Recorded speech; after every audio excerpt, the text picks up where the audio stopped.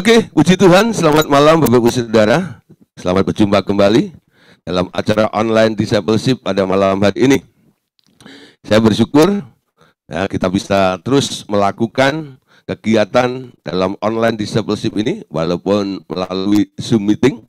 Tapi kita percaya ketika kita menyembah Tuhan, kita meninggikan Tuhan, kita disatukan ya, dalam satu frekuensi, dalam satu hati.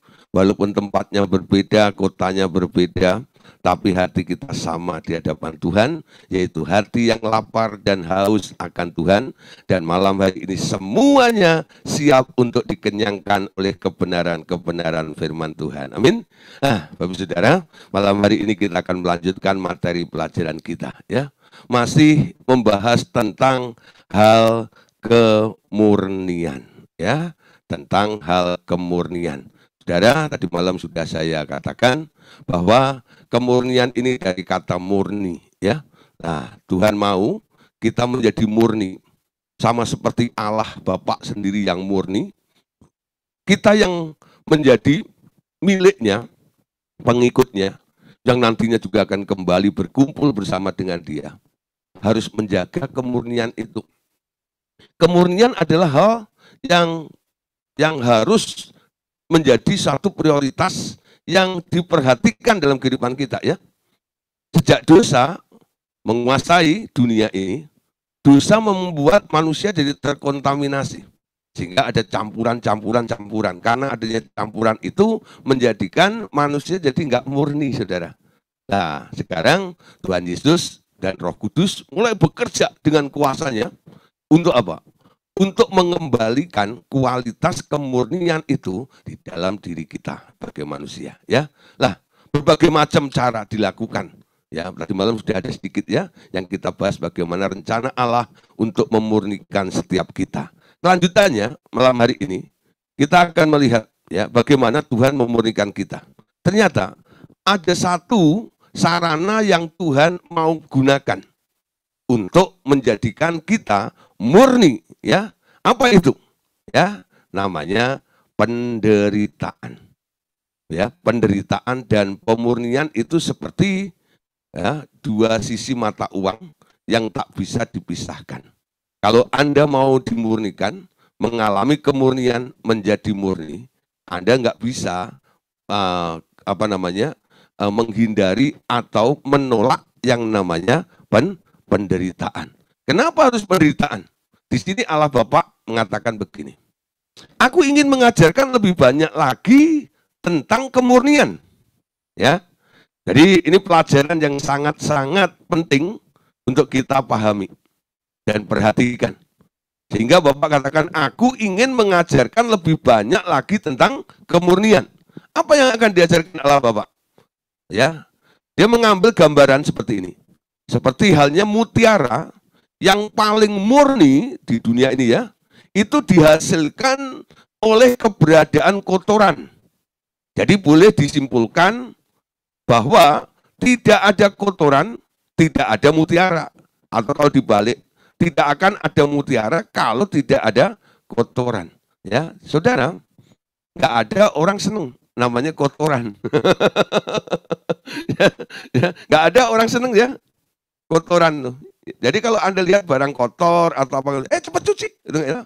Rumah Anda kotor, cepat disapu, cepat dibersihkan, ya. Nah, saudara, tapi kita lihat ada sesuatu yang sangat berharga nilainya dan akhirnya dicari oleh orang dan orang itu rela mengeluarkan koceknya, ya, mengeluarkan duit berapapun. Kadang-kadang kalau dalam lelang itu, wah, tentang mutiara yang mahal ini, mereka berlomba. Dari mana mutiara itu asalnya?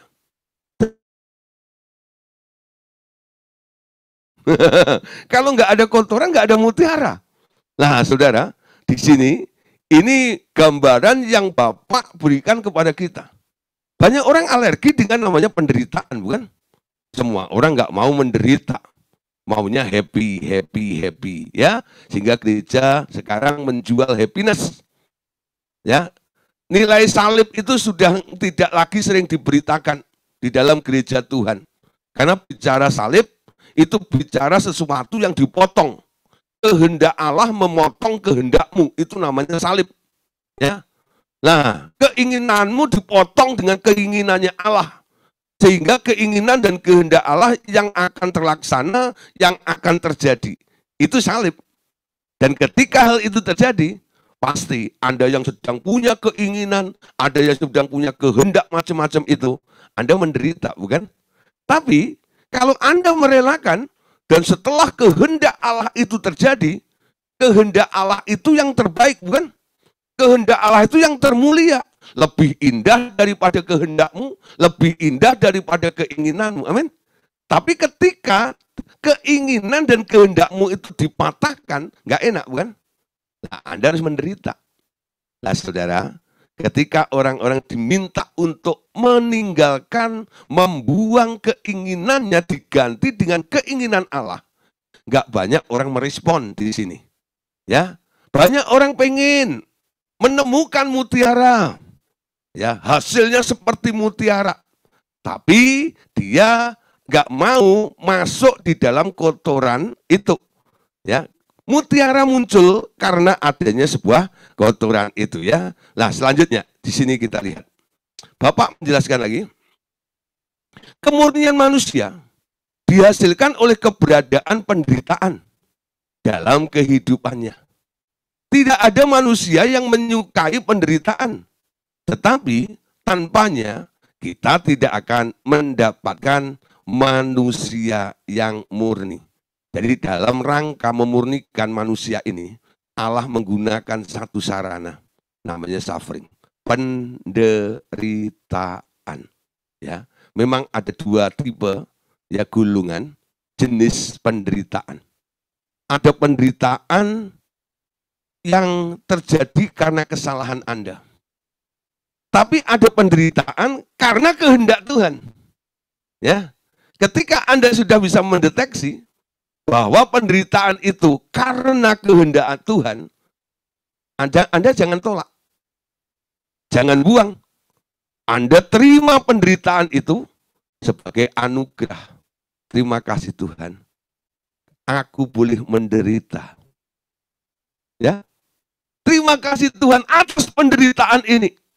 Karena penderitaan ini bukan karena saya salah, tapi karena penderitaan ini diizinkan oleh Tuhan untuk sebuah proses di dalam hidup saya supaya terjadi progres, pertumbuhan.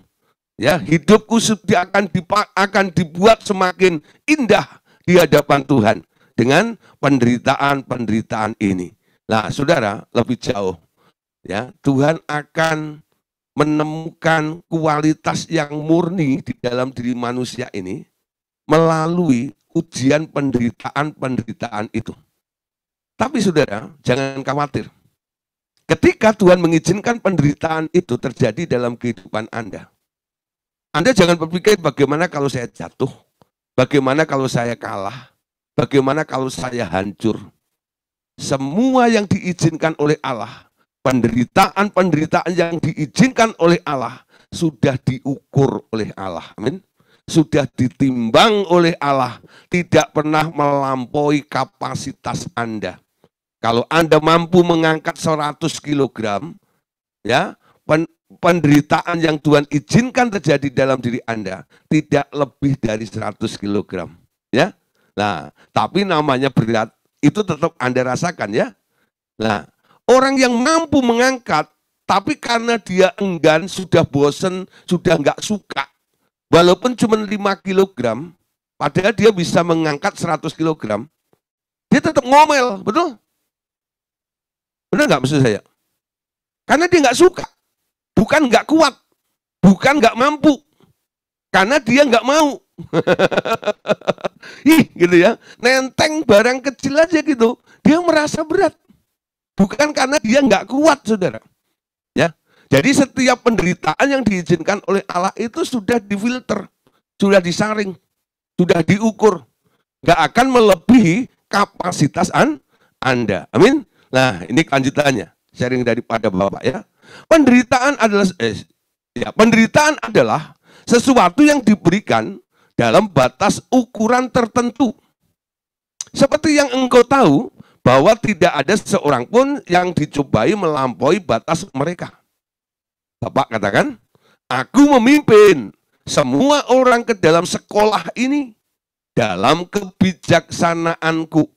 Jadi penderitaan yang diizinkan oleh Allah itu semacam university ya, semacam universitas, dan Anda boleh sekolah di situ ya.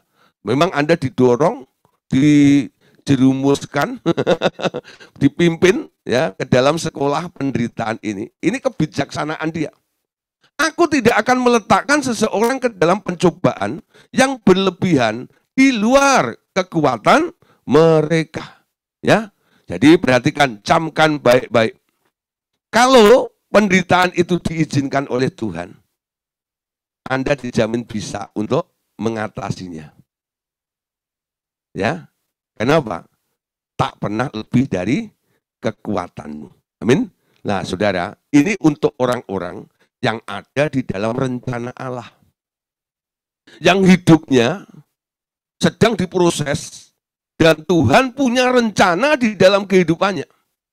Sehingga pencobaan-pencobaan atau penderitaan itu tak pernah membuat dia lelah, tak pernah membuat dia letih, tak pernah membuat dia capek.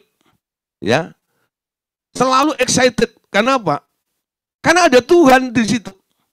Roh Kudus mengencourage Anda. Setiap Anda mulai lemah, Roh Kudus mulai katakan, kamu bisa. Ya enggak ya?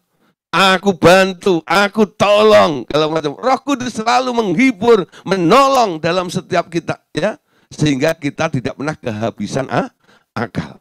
Nah, saudara, ini berlaku untuk orang-orang yang dipilih oleh Tuhan. Amin. Nah, hal ini berlaku untuk orang-orang yang terpilih tentu saja. Mereka yang berada di luar itu akan berada dalam penganiayaan iblis. Jadi jenis penderitaannya, orang yang ada di dalam pilihan Tuhan, ada di dalam rencana Allah, penderitaan itu adalah sebuah materi untuk menguji orang itu ya. Tapi bagi mereka yang berada di luar pilihan Allah, itu merupakan penganiayaan yang dilakukan oleh si iblis. Tujuannya adalah untuk menjatuhkannya. Nah, Bapak Saudara, Bapak berkata sekali lagi, aku akan melindungi orang-orang yang kupilih, dan hanya membawa mereka ke dalam sekolah penyempurnaanku jika mereka cukup matang. Aku suka mempersiapkan seseorang yang percaya kepadaku sampai mereka cukup murni untuk memasuki kerajaanku. Jadi proses ini terus akan terjadi dalam kehidupan kita sampai penyempurnaan itu terjadi dan Anda dinilai cukup matang. Dan ini merupakan persiapan orang-orang percaya sehingga mereka boleh nantinya masuk di dalam kerajaan Bapa tersebut. Nah, saudara, memang Bapak mengatakan, aku suka mempersiapkan seseorang yang percaya kepadaku sampai mereka cukup murni untuk memasuki kerajaanku. Amin. Nah, saudara, malam hari ini kita mulai menangkap, kita mulai mengerti kenapa Tuhan menginginkan kemurnian terjadi di dalam kehidupan kita. Kalau Anda rindu masuk di dalam kerajaan Bapa, ya, langit baru, bumi baru, di situ nanti Bapa punya kerajaan, ya. Nah, di situ di Yerusalem baru ini nggak semua orang bisa ada di sana, ya. Bukan hanya sekedar percaya lalu rapture gitu ya, enggak. Seleksinya lebih ketat lagi. Hanya orang-orang yang murni yang boleh ada di tempat itu. Oleh sebab itu kemurnian itu menjadi proyek dari Allah Bapa untuk orang-orang percaya. Nah, saudara, kita akan baca beberapa ayat yang mendukung penjelasan-penjelasan yang di atas tadi ya.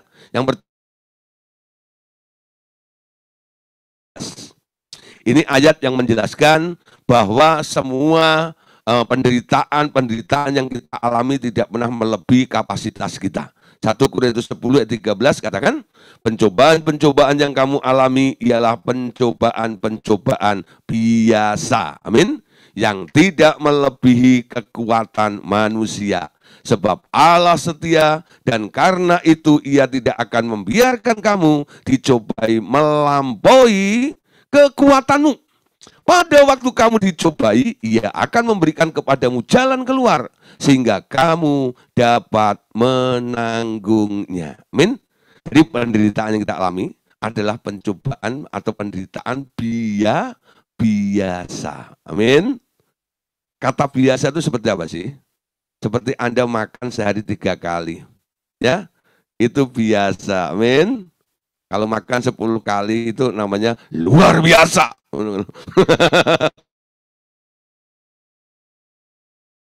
Kali itu biasa. Amin.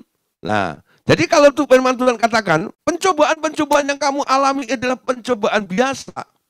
Nah, itu hal yang rutin. Amin. Jadi jangan mengeluh, jangan protes.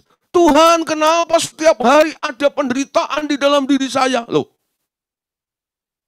pencobaannya biasa, amin. Seperti Anda biasa melakukannya. Jadi jangan anggap sesuatu yang spesial, ya, yang membuat Anda shock, membuat Anda kaget karena adanya penderitaan itu. Jadi menjadi orang Kristen, jangan hanya berpikir tentang happiness terus. Kalau Tuhan mengizinkan, menyodorkan penderitaan, Dia mau Anda ada di situ.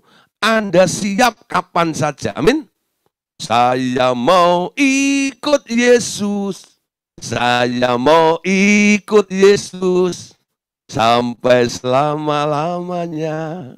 Meskipun saya susah, menderita dalam dunia, saya mau ikut Yesus sampai selama-lamanya. Lagu ini dihina banget sama orang karismatik. Ya, waktu saya dulu masih semangat-semangat di karismatik, saya alergi nyanyi lagu itu. Karena saya anggap itu lagu Pantai Kusta kuno zaman saya masih kecil. Itu sudah nggak up to date. Enggak ya. Kenapa kita harus menderita? Yesus kan sudah menderita. Buat apa saya menderita? Loh, itu pikiran keblinger. Ada penderitaan jenis lain yang harus tetap Anda alami. Demi sebuah proses di mana Allah menghendaki Anda dijadikan murni di hadapan Tuhan. Amin. Kalau Anda tak pernah mengerti tentang prinsip ini, yang Anda pikir hanya ikut Yesus bahagia, ikut Yesus diberkati, ikut Yesus menderita. Tolak dalam nama Yesus, doa puasa. Udah ditolak pakai doa puasa pula ya? Hah? Kenapa kamu berdoa puasa? Iya nih saya tolak wabah. Aduh, penderitaan bertubi-tubi di dalam hidup saya. Aku tolak dalam nama Yesus. Nah saudara, cek dulu. Kalau pencobaan atau penderitaan itu karena kesalahan Anda bertobat. Tapi kalau penderitaan itu atas izin Tuhan dan kehendak Tuhan, terima sebagai pencobaan-pencobaan yang biasa. Amin. Dan penderitaan itu tak pernah melampaui kekuatanmu. Amin. Anda dijamin bisa untuk menanggungnya. Kalau Anda nggak bisa, Allah itu setia. Amin. Tadi dikatakan, ya, Ia setia. Oleh sebab itu, ya, ketika kamu dicobai, Ia akan memberikan kepadamu jalan keluarnya sehingga kamu dapat menanggungnya. Saudara, contoh Paulus ya. Apakah Paulus itu sejak dia ikut Tuhan Yesus terus happy ya happy ya? Oh enggak. Penderitaan banyak. Banyak yang dialami. Aniaya menunggu setiap hari, betul? Fitnah menunggu setiap hari. Tapi Paulus bisa berkata, segala perkara dapat kutanggung di dalam Dia yang memberikan kekuatan kepadaku. Amin. Kutanggung di dalam Dia. Kenapa? Karena Allah itu setia. Ketika penderitaan itu Anda alami, ya, untuk kemurnian Anda itu, Dia juga membantu untuk memberikan way out-nya. Amin. Kalau sudah selesai, Ya, sarana itu akan disingkirkan sendiri oleh Allah itu. Amin. Nah, saudara, perhatikan apa yang dikatakan oleh Paulus dalam 2 Korintus pasal 4 ayat 16 sampai ayat yang ke-18. Ini sikap yang diambil ya oleh Paulus ya, ketika dia menghadapi atau mengalami sebuah penderitaan karena kehendak Tuhan. 2 Korintus 4 ayat 16 sampai 18. Sebab itu kami tidak tawar hati, tetapi meskipun manusia lahiriah kami semakin merosot, namun manusia batiniah kami diperbaharui dari ke hari ke hari. Sebab penderitaan ringan yang sekarang ini akan menghasilkan bagi kami kemuliaan kekal yang melebihi segala-galanya, jauh lebih besar daripada penderitaan kami. Sebab kami tidak memperhatikan yang kelihatan, melainkan yang tidak kelihatan. Karena yang kelihatan adalah sementara, sedang ya, yang tidak kelihatan adalah kekal. Perhatikan sekali lagi apa yang dikatakan oleh Paulus dalam 2 Korintus 4 ayat 16 ayat sampai 18. Ya, pertama, sebab itu kami tidak tawar hati. Ya, jadi ketika penderitaan itu terjadi, nomor satu, jangan tawar hati. Kalau orang menerima berkat dari Tuhan, sukacita ya, hatinya berbunga-bunga dan sebagainya. Tapi kalau diizinkan masuk dalam penderitaan, apakah Anda tawar hati atau tidak? Saya ingat ya, ada sebuah keluarga ya, dulu tinggal di Bethlehem, namanya Elimelek. Dia punya anak 2 ya, Mahlon dan Chilion. Istrinya namanya Naomi. Ketika kelaparan terjadi, dia pergi ke Moab. Setibanya di Moab, terjadi bencana, saudara. 2 anaknya mati. Suaminya mati juga. Sehingga di rumah itu yang tadinya ada 6 orang, ya, karena mereka sudah menikah semuanya, sekarang tinggal 3 orang. Sehingga bisa disebut rumah itu isinya 3 janda dalam satu rumah. 3 janda dalam satu rumah. Nah, saudara, akhirnya ya, Orpanya kembali ke orang tuanya. Ruth ikut sama Naomi, balik ke Bethlehem. Nah, ketika sampai di Bethlehem, orang-orang menyambut mereka. Hei, itu kan Naomi. Apa reaksi dari Naomi? Dia bilang begini, jangan panggil aku lagi Naomi. Sebab penderitaan telah menimpa aku. Sekarang panggil aku Mara. Naomi itu artinya manis. Mara itu artinya pahit. Nah, saudara, dari sini Anda lihat. Walaupun Alkitab tidak menulis bahwa Naomi itu tawar hati. Dengan dia mengubah sebutan atau identitas namanya. Ketika orang menyebut, hei si manis, aku nggak manis lagi. Aku sekarang pahit sekali. Lah, kenapa pahit? Karena dia tawar hati. Hatinya tawar. Kenapa? Karena adanya sebuah penderitaan. Sebenarnya penderitaan itu dilakukan oleh Allah untuk apa? Mengembalikan Naomi itu kembali ke Yerusalem, ke Bethlehem. Ya. Moab itu gambaran dunia.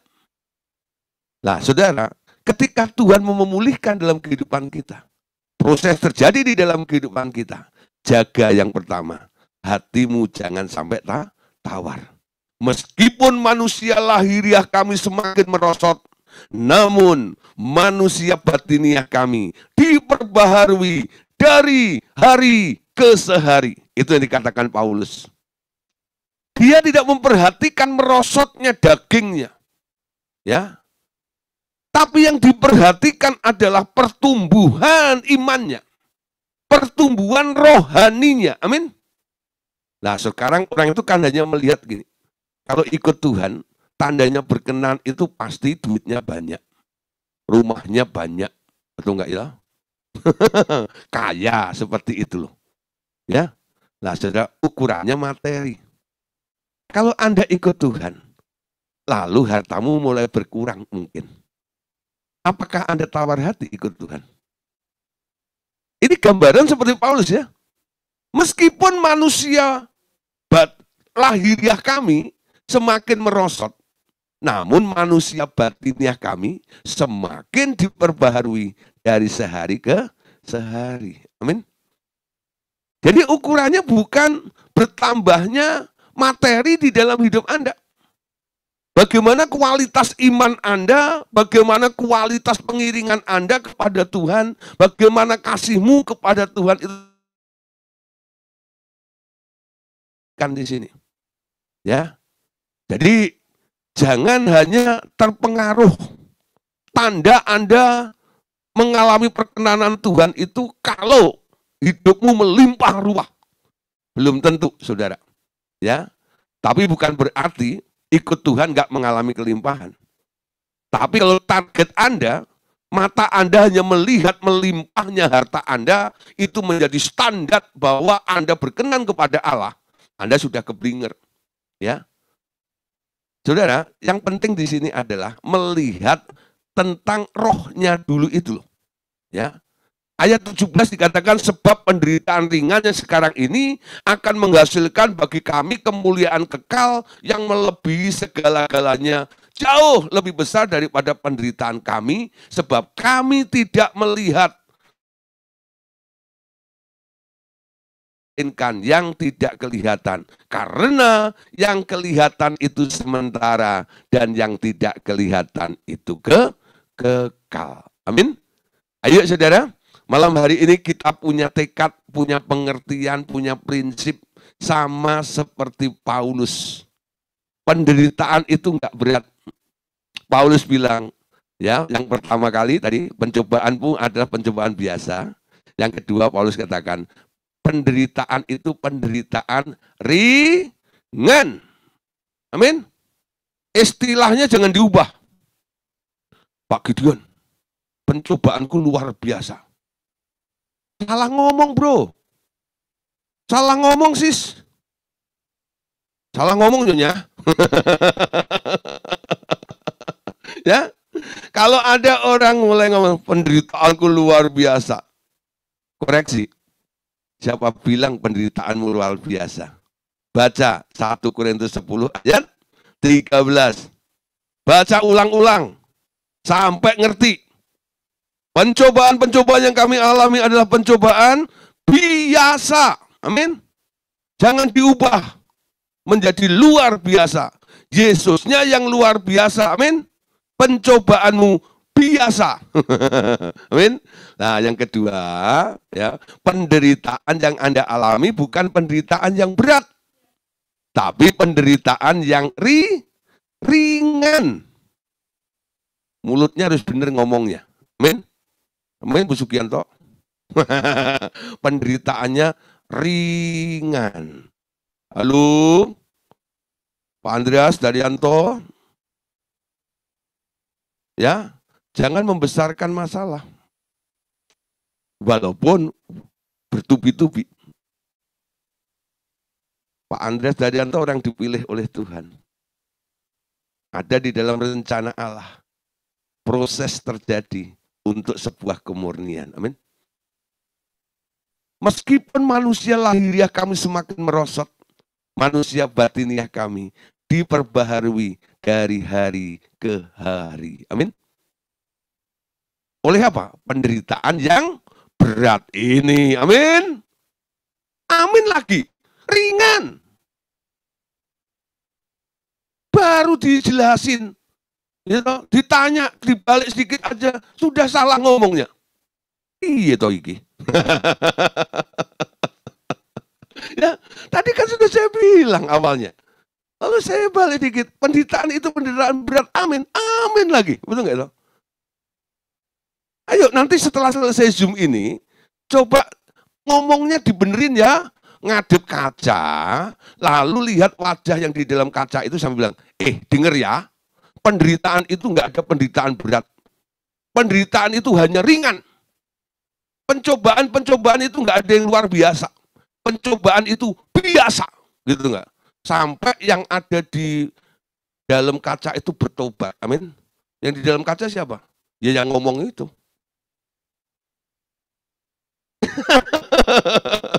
Ayo dites ya malam hari ini. Sampai Anda nanti ketika diterpa mengalami hal seperti itu. Anda punya prinsip yang sama seperti Pak Paulus. Amin. Bapak saudara, kita lanjutkan. Apa yang dikatakan Allah Bapa. Maksudku, aku akan menempa orang-orang percaya seperti pandai besi menghilangkan cacat-cacat dari selembar baja dan mengubahnya menjadi sebilah pedang yang tajam oleh api dan palu. Wow, saudara, target tujuan daripada penderitaan yang Bapak ya memang dia izinkan terjadi dalam kehidupan kita. Maksudnya adalah ketika dia menempa orang-orang percaya itu jadi seperti pandai besi yang menempa ya. Nah, ini tujuannya apa? Menghilangkan cacat-cacat dari selembar baja itu loh. Ya. Unsur-unsur yang jelek, unsur-unsur yang lemah dari baja itu dihancurkan, dilebur, ya, dikeluarkan. Nah, dengan apa? Ditempa, tak, tak, tak, tak.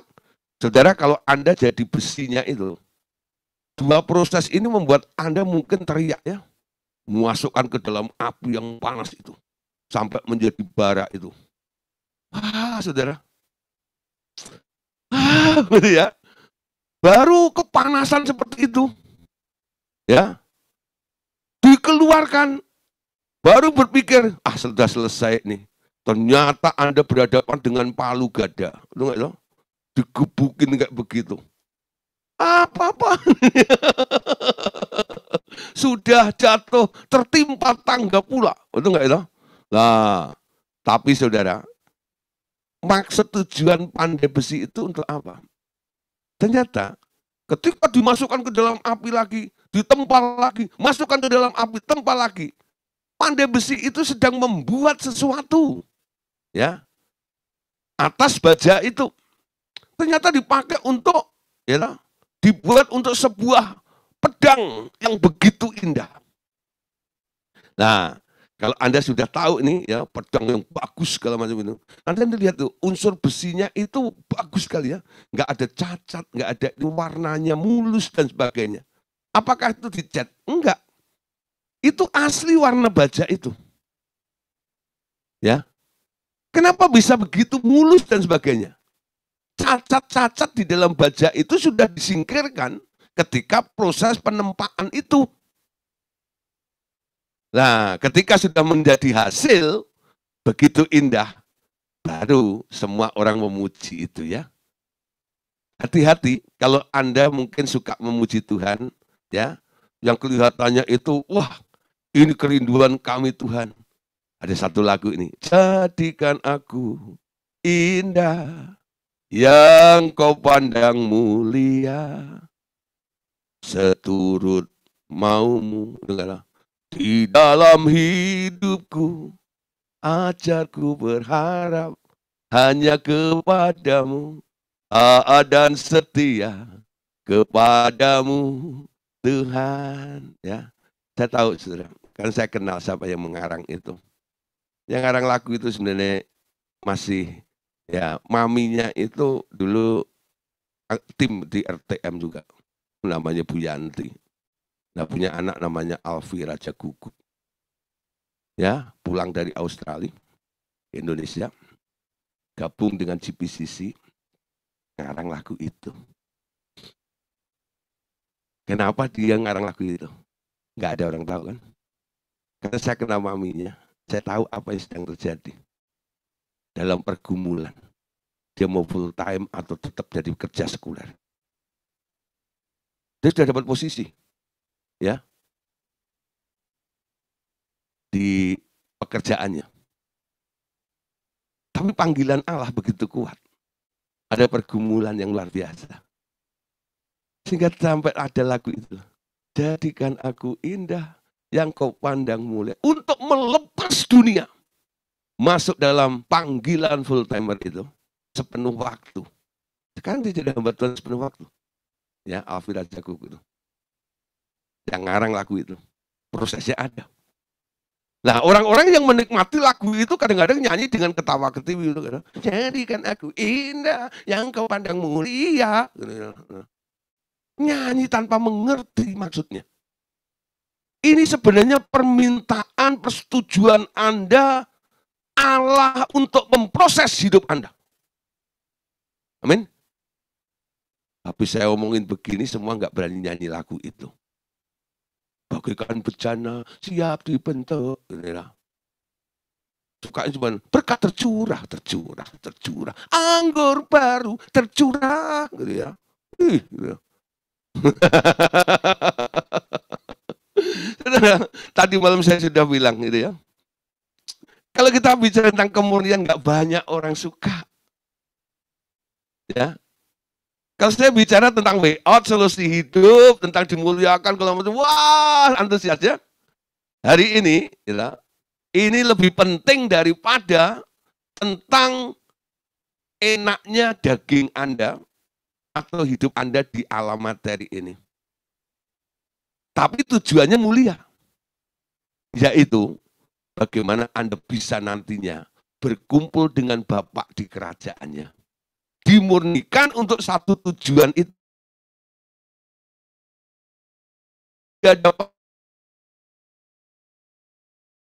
Raja yang ditempa itu sampai menjadi sebuah pedang yang tajam, yang indah, yang mulus warnanya, nggak ada cacatnya.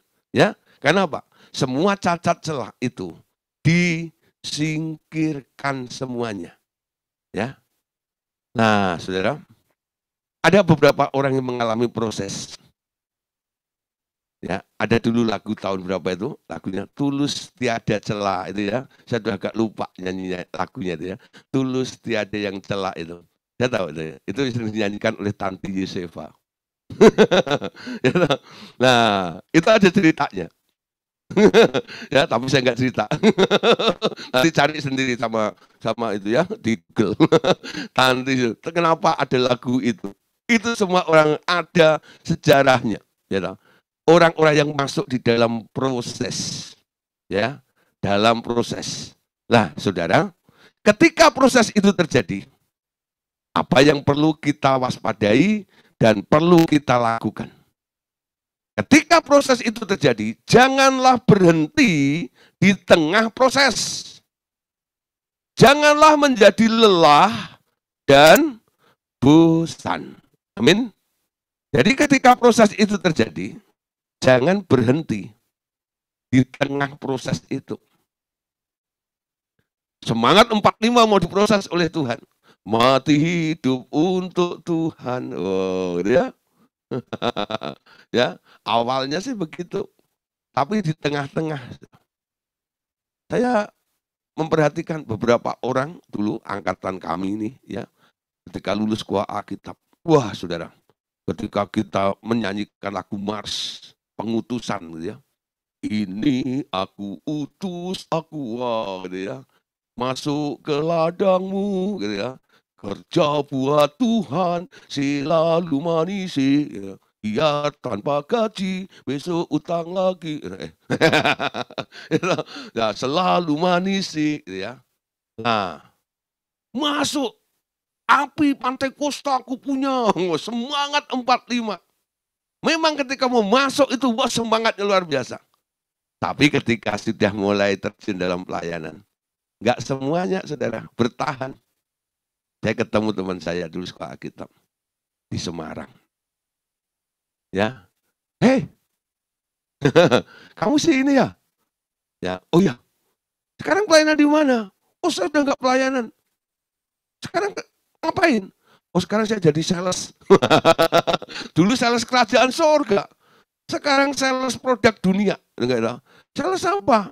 Ini sales kaos kotang. Kaos apa namanya? Kaos dalam. Oh, gitu ya. Lucu-lucu juga, saudara. Jadi berhenti di tengah jalan. Ya, malam hari ini Allah Bapa mengingatkan, jangan berhenti di tengah proses.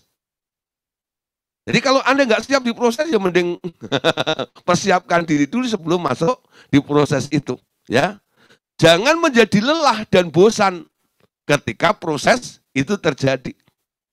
Jangan sampai Anda tiap katakan penderitaan lagi, penderitaan lagi, penderitaan lagi, penderitaan lagi, bosan. Ya. Kalau Anda mengerti penderitaan itu akan membawa Anda kepada kemuliaan yang besar itu, setiap itu datang, Anda senang dengan penderitaan itu.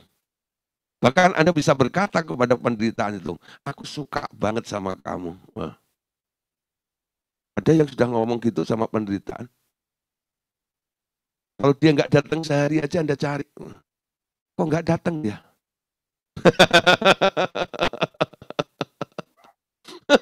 Karena apa? Kerinduan Anda untuk lebih lagi dimurnikan ya di hadapan Tuhan sampai gairahmu untuk masuk dalam penderitaan itu luar biasa ya. Kenapa Allah ya membuat Anda, memproses Anda seperti itu? Ternyata Bapak mengatakan, aku sedang membuat orang-orang yang sesuai dengan karakter Yesus seperti yang kuinginkan. Ya, setelah membuang ketidakmurniannya, sisa dari pengalaman seseorang akan menjadi pengetahuan baginya. Dan dari situ muncullah kebijaksanaan. Amin. Setelah orang keluar dari sebuah proses, dia akan menjadi orang yang sangat bijaksana. Pertama, ketika melihat orang menderita, dia tak pernah menghakimi orang itu. Jadi kalau ada orang yang masih suka menghakimi, ada orang satu pendirian, ya memang dia itu dasar gini, itu pasti kesalahannya gini. Lah, saya menyalahkan. Ini orang belum pernah masuk dalam sekolah penderitaan. Sehingga omongannya nggak bijaksana. Nadanya itu selalu nyinyir. Mengolok-olok. Betul nggak ya? Nanti Anda akan ketemu. Akan ketemu orang yang sikapnya seperti itu. Tapi ada orang yang sangat bijaksana. Ketika Anda mungkin, kenapa ya dia begini? Nanti dia penilaiannya itu sangat bijaksana. Ya, kenapa? Dia pernah ada di situ. Dia pernah mengalaminya. Pengalaman dalam sekolah penderitaan ini akan membuat Anda jadi orang yang sangat bijaksana. Amin. Kalau belum sekolah di situ, Anda jadi bijak sini. Enggak bijaksana. Amin. Nah, saudara, Wahyu 2, 12-13. Tuliskanlah kepada malaikat-malaikat jemaat di Pergamus. Inilah firman dia yang memakai pedang yang tajam dan bermata dua. Aku tahu di mana engkau tinggal, yaitu di tempat tahta iblis. Dan engkau berpegang kepada namaku, dan engkau tidak menyangkal imanmu kepadaku, juga tidak pada zaman Antipas, saktiku, yang setia kepadaku, yang dibunuh di hadapan kamu, di mana iblis tinggal itu. Saudara, ada orang-orang yang sampai menghadapi maut di depannya. Tapi kesetiaannya luar biasa. Dia lebih baik mati daripada menyangkal imannya. Dalam perjanjian lama, ada contoh namanya Sadrak, Mesak, dan Abednego. Itu sering saya juluki sebagai pahlawan SMA. Ya, bukan STM. Ya, SMA. Sadrak, Mesak, Abednego. Nah, betul kan? SMA kan? Sadrak, Mesak, Abednego. Ya, ketika diuji untuk menyembah patung,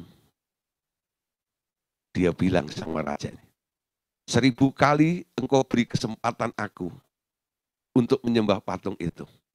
Sekali tidak, tetap tidak. Ya, lempar ke dapur api itu. Diuji. Anda lihat, ketika di dapur api, dari 3 orang yang dilempar, raja melihat, bukankah 3 orang yang kita lempar ke dalam api tadi? Kenapa sekarang ada 4? Dan yang satu itu seperti anak dewa. Saudara, ketika proses terjadi, walaupun dapur api ya yang Anda alami, di situ ada Yesus yang menyertai Anda. Sampai ada seorang hamba Tuhan bilang begini, kalau aku mengikut Yesus, dikatakan mungkin orang bilang, nanti kamu ikut Yesus nggak masuk surga, masuk neraka. Saya nggak peduli. Ya, dimanapun, apapun namanya, asal ada Yesus, itu cukup bagiku. Ngerti saudara maksud saya? Kamu bilang saya masuk neraka, tapi saya bersama Yesus di situ. Neraka berubah menjadi surga. Anda masuk surga tanpa ada Yesus. Itu surga bukan surga namanya. Amin. Nah, ketika penderitaan terjadi, proses itu terjadi, Yesus enggak meninggalkan Anda. Dia menyertai Anda. Kalau disertai, dia setia. Pasti ada way out-nya. Amin. Rambutmu aja tidak kebakar loh. Ya, padahal yang melempar mati. Kena hawa panasnya. Yang di dalam api tidak mati. Kenapa? Ada Yesus yang membantu, menolong. Jangan takut. Penderitaan itu bukan penderitaan yang berat. Pencobaan itu bukan pencobaan yang luar biasa. Penderitaan itu adalah penderitaan ringan. Karena Anda lakukan bersama dengan Tuhan Yesus. Nah, Bapak Saudara, kenapa proses kemurnian itu harus kita kejar? Ya, perhatikan apa yang dikatakan Bapak malam ini. Tahukah kamu seperti apakah surga dan bumi yang baru itu? Orang-orang yang diproses dengan baik yang akan berada di sana nanti. Di mana? Surga dan bumi yang baru itu. Ya. Jadi kalau nggak mengalami proses, nggak akan masuk ke sini. Bapak mengatakan, aku akan memberi semua orang nama yang hanya aku dan orang tersebut yang mengetahui artinya. Nama tersebut berdasarkan hasil dari latihan dan penyempurnaan yang telah kukerjakan di dalam mereka. Ya, di dalam mereka. Ayatnya ada di dalam Wahyu, ya, pasal 2, ayat yang ke-17. Siapa bertelinga, hendaklah ia mendengarkan apa yang dikatakan Roh kepada jemaat-jemaat. Siapa yang menang, kepadanya akan kuberikan dari mana yang tersembunyi, dan aku akan mengaruniakan kepadanya batu putih, yang di atasnya tertulis nama baru, yang tidak diketahui oleh siapapun, selain oleh yang menerimanya. Amin. Nah, saudara, siapa yang menang? Menang dari apa? Dari penderitaan. Jadi saya sekarang mulai menangkap dan mulai punya pengertian baru begini. Ketika ada tantangan, ketika ada cobaan, ketika ada penderitaan, ketika terjadi masalah yang diizinkan oleh Tuhan terjadi di dalam kehidupan saya, nah, saya ubah masalah itu menjadi keuntungan.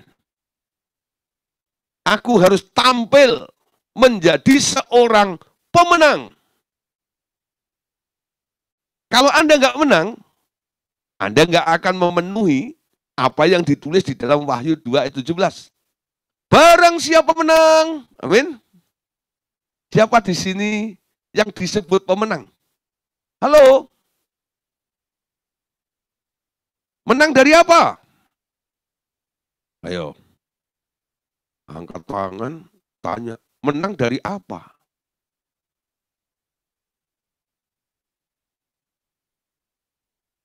Saya harap menangkap dan tahu jawabannya ya. Yang tahu Anda sendiri. Apakah Anda pernah mengalami pergumulan Apakah Anda sedang di dalam penderitaan yang diizinkan oleh Tuhan? Dan apakah Anda pernah menang di daerah itu?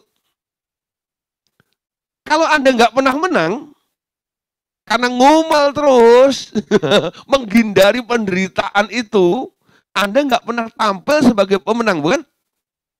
Anda hanya nebeng di kemenangan Yesus. Hanya orang itu konsepnya hanya satu, ya. Di dalam Yesus Anda lebih daripada pemenang, betul, ya. Untuk mengangkat Anda punya status sebagai pemenang. Tapi menjadi seorang pemenang yang sejati harus punya pengalaman seperti Yesus. Amin. Sama seperti Yesus menang, Anda pun harus menang juga. Jangan nebeng di dalam kemenangan Yesus terus. Lebih dari pemenang dalam segala perkara. Kan semua Yesus sudah menang. Jadi Anda ambil kemenangan Yesus menjadi label Anda. Itu bukan labelmu. Anda harus punya label sendiri. Label seorang pemenang. Amin. Amin, Bu Esther. Label seorang pemenang. Ya. Jadi ketika masalah datang, Anda mulai tahu, terima kasih. Ada sarana prasarana untuk saya menjadi seorang pemenang. Amin. Kalau nggak ada masalah, nggak pernah ketemu masalah, nggak pernah mengalami masalah, pernah menang nggak? Ya enggak. Orang yang menang yang pernah masuk dalam pergumulan, dalam masalah, dalam penderitaan, dalam ujian. Ya. Jadi setiap ujiannya macam-macam. Ya. Jadi PR-nya Bu Sandra sama Bu Sugianto itu beda-beda. Tapi artinya sama. Setiap orang punya kasus masing-masing. Tapi tujuannya sama, bentuknya apapun juga, hasilnya hanya satu. Apakah Bu Sugianto menang, Bu Sandra menang, udah enggak ada? Bu Asni menang, udah enggak ada? Nah, saya kadang-kadang harus sedikit tega dengan beberapa orang yang sedang diuji oleh Tuhan. Kalau saya selalu take over, saya yang pintar terus. Anda harus punya pengalaman dengan Tuhan. Nanti saya share pengalaman saya. Saya suka share pengalaman. Ya. Tapi Anda harus mengalami dengan Tuhan. Amin. Sehingga otot-otot imanmu dibangun di dalam Tuhan. Dan Anda tidak bergantung kepada iman orang lain. Ya. Anda punya iman sendiri. Anda kuat di dalam Tuhan. Amin. Ngerti ya Bapak Saudara ya? Nah, ini pelajaran masalahnya. Anda harus dilatih. Waktu berjalan terus. Ya. Nah, Saudara, apa dampak kalau Anda menjadi seorang pemenang? Tadi dikatakan, barang siapa menang, kepadanya akan kuberikan dari mana yang tersembunyi. Diberi mana, ya, makanan. Nah, sekarang mana itu bicara apa? Kalau zaman bangsa Israel, mana itu untuk makan mereka ya, selama 40 tahun, Tuhan itu supply dari surga. Tiap hari dikasih mana. Ya, kalau nggak ada mereka tanya, mana lagi itu. Emang mah enggak. Ya, saking bosennya sampai bilang, mana terus. Kapan dagingnya gitu. Itu orang Israel gitu. Nah, berupa makanan. Ya. Tapi satu hari Tuhan kasih pengalaman baru. Waktu itu ada KKR yang kita buat di Istana Kana. Kita memanggil seorang hamba Tuhan dari Singapura, namanya Paul Ang. Ya. Nah, dia seorang nabi, punya karunia, ya kenabian yang luar biasa. Lalu kita panggil. Hari pertama saya jadi WL ya di acara itu. Terus hari yang kedua WL-nya Ibu Dorcas Daud. Nah, terus ceritanya ya, Hari yang kedua itu saya itu apa ya, kayak orang bilang kayak lagi anyang-anyangan, tahu nggak ya? Anyang-anyang itu kayak orang sebentar-bentar pengen ke belakang buang air gitu loh ya. Jadi saya duduk di belakang gitu ya, bentar-bentar ke toilet kayak gitu ya. Aduh gitu ya. Nah, ketika saya sudah berkali-kali kesana ini pas Paul Angel khotbah, sebelum memulai khotbahnya, dia panggil saya, tapi saya lagi di toilet. Saya dicari gitu loh. Akhirnya ketemu gitu loh. Gideon, Gideon. Gitu. Panggil gitu, ke depan. Gitu. Nah, akhirnya saya ya lari dari belakang ya, lalu menuju ke altar di depan itu. Nah, terus setelah saya di situ, lalu saya angkat tangan, saya merem aja gitu, nggak tahu apa yang mau disampaikan oleh Paul Ang, ditranslate sama Pak Andreas. Nah, salah satunya bilang begini, aku telah menyediakan mana-mana di alam roh. Mana-mana di alam roh. Saya bingung. Ya. Jadi salah satunya, banyak sih yang diomongin, tapi salah satunya, aku telah menyediakan kepadamu mana-mana di alam roh. Apa ya? Mana di alam roh itu apa ya? Nah, saya habis itu tanya sama Pak Andreas, Pak, apa itu mana? Gitu ya. Ya, itu hal yang mencukupkan sebagai kebutuhan. Nah, kebutuhan itu macam-macam, Gideon. Ya, kalau bangsa Israel dulu untuk perut mereka. Nah, untuk kamu apa? Cari nih, yang gitu. Intinya seperti itu. Nah, saudara, apa yang terjadi? Setelah saya mulai mengaminkan, saya merasa ada sesuatu yang tumbuh di dalam diri saya.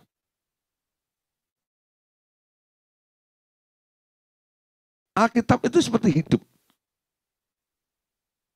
Kayak rema gitu. Biasanya membaca itu kayak tulisan mati gitu ya. Saya bisa berdialog dengan tulisan itu. Ada pertanyaan, ada keinginan, ingin tahu ini dan itu. Kayak ada flashback begitu ya. Wah. Jadi kadang-kadang satu perikop itu nggak selesai saya baca. Baru baca beberapa ayat itu tuh, rasanya itu pengen menggali lebih dalam gitu ya. Kenapa? Dia mau bicara banyak ada di situ. Itu pengertian mana? Ternyata, rema ya bagi saya. Wah, saudara, barang siapa menang akan disediakan diberi makan mana. Ya, mana? Memang ada apa namanya? mujizat ya. Namanya Kay Bayer ya, itu pernah kita undang ya. Dia kalau habis khotbah nanti di dalam Alkitabnya itu ada remah-remah gitu ya. Lalu semua disuruh kayak orang Katolik dapat hosti itu loh, maju satu persatu gitu ya loh. Itu cuma satu titik aja gitu loh, pakai itu ujung jarinya dia suruh melet gitu ya. Nah, karena saya paling depan, saya MC-nya kadang-kadang itu saya duluan nih gitu ya. Saya dapat tangan pertama. Nah, yang kedua kan bekas lidah saya. Yang ketiga, yang keempat nggak ngerti. Karena kan apa memberinya nggak pakai sendok. Nah, itu berapa ratus orang kalau macam itu. Wah, semuanya ngantri ya. Nanti cari shot di Google ya, dari YouTube itu Kay Bayer gitu ya. Nah, itu nanti mujizatnya mujizat mana. Nah, itu pernah kita undang berapa kali ke Jakarta dulu. Nah, mana ya. Nah, itu hanya untuk mengingat kembali saja. Tapi pengertian tentang mana yang saya dapat itu rema bagi saya. Membuat saya mendapat pewahyuan terus. Ketika saya menggali firman, ada sesuatu yang baru yang disingkapkan oleh Tuhan. Ya, nah saudara, menang dulu ya, akan diberi makan mana. Terus yang tersembunyi, dan aku akan mengaruniakan kepadanya batu putih yang di atasnya tertulis nama baru yang tidak diketahui oleh siapapun selain oleh yang menerimanya. Jadi blessing yang kedua untuk para pemenang ya adalah akan dikaruniakan batu putih. Batu putih ya, yang di atasnya tertulis nama baru yang tidak diketahui oleh siapapun kecuali yang menerimanya itu. Apa itu batu putih? Nah, saudara, di dalam batu itu ada nama yang tidak diketahui oleh orang lain. Nah, saudara, sebenarnya apa yang disebut batu putih itu? Nah, tadi kita sudah bahas ya tentang batu putih. Kita balik lagi dulu. Aku memberi semua orang nama yang hanya aku dan orang tersebut yang mengetahui artinya. Nama tersebut berdasarkan hasil dari latihan dan penyempurnaan yang telah kukerjakan di dalam mereka. Ya, di dalam batu putih itu ada namanya. Dan nama itu ternyata tulisan itu hasil dari tadi apa? Hasil dari latihan dan penyempurnaan yang dikerjakan di dalam mereka ketika terjadi sebuah proses dalam hidupnya. Lah umpama nih ya contoh. Kalau hari ini ya ambil contoh siapa? Bu Sisil ya Kupang ya. Proses oleh Tuhan. Tapi bertahan. Dalam keadaan yang sulit sekalipun. Ya, dia tetap tidak goyah imannya. Dia setia. Nah, dalam proses, akhirnya orang melihat, ini orang setia. Itu hasil namanya. Ya. Ketika latihan penyempurnaan itu Anda lakukan, Anda mendapatkan nilai apa nih? Ada nama apa yang Anda bisa raih di situ itu? Ketika Anda tekun, gitu ya. Nah, beda lagi nih, ya.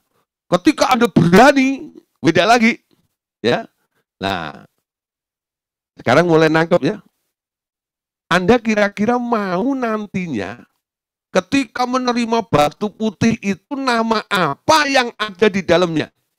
Itu bisa Anda ciptakan,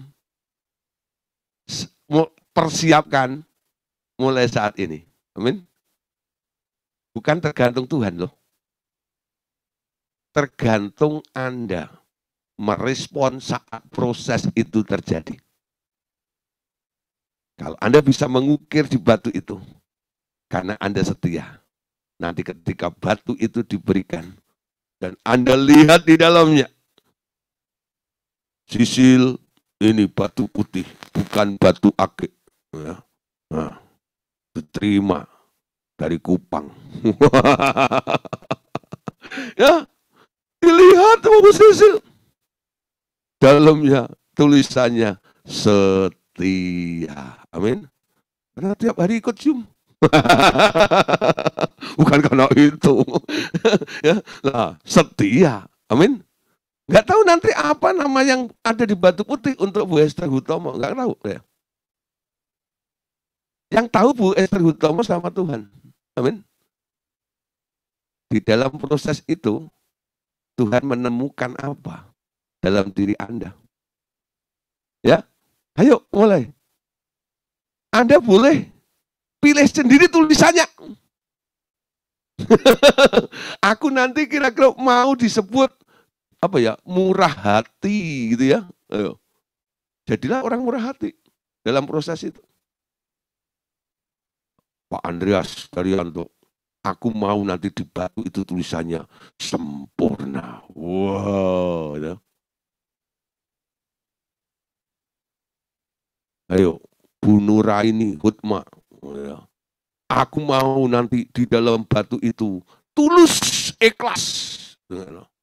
Ayo, bisa? Jangan sampai ya, nanti di batu itu tulisannya pemalas, pengkhianat, pemberontak. Kenapa? Ketika proses ngomel terus, ngedumel terus. Semakin nurut mengikuti proses dari Tuhan itu nanti hasilnya ada di situ itu. Amin. Ya. Nah, saudara, masih banyak hal yang indah yang Tuhan mau sediakan di dalam proses-proses yang Tuhan mau ya terjadi dalam kehidupan kita ini. Nah, malam hari ini, Bapak Saudara, izinkan jika penderitaan itu terjadi, pastikan Anda tahu tujuannya adalah untuk memurnikan Anda. Kalau penderitaan itu karena kesalahan Anda cepat bertobat. Karena penderitaan itu nggak boleh lama-lama terjadi di dalam diri Anda. Amin. Oke, puji Tuhan, malam hari ini kita akhiri sampai di sini. Besok kita masih lanjut lagi tentang kemurnian. Amin. Tuhan Yesus memberkati. Amin.